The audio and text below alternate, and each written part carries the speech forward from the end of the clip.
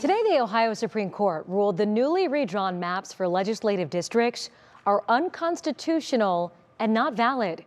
It's news that will affect every Ohioan, and tonight, we're looking at what's next. Rejected. That's the ruling from the Ohio Supreme Court when it comes to these newly drawn district maps that favor Republican districts in both chambers of the state legislature. Now, the panel has 10 days to draw new maps. The move in line with voting rights advocates that the lines were unconstitutionally gerrymandered. In 2015, Ohio voters voted overwhelmingly for anti-gerrymandering rules, with the goal to draw new legislative maps that do not unfairly benefit one party.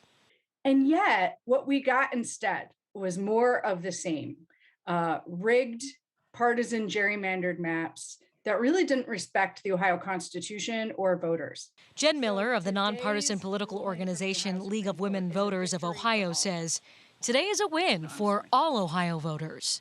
Bottom line is how these maps are drawn helps determine who represents us in the Ohio Statehouse. And let's keep in mind that the Ohio General Assembly is determining school funding, public transit. Republican Chief Justice Maureen O'Connor joined Democrats in a 4-3 ruling, saying the proposed maps violated anti-gerrymandering rules. Last month, 3 News sat down with Secretary of State Frank LaRose during the battle over redistricting maps. I don't think that anyone should be so arrogant to think that just the line drawing determines the outcome. We reached out to his office today. His press secretary, Rob Nichols, said, quote, "We've received the court's decision and our team is currently reviewing it."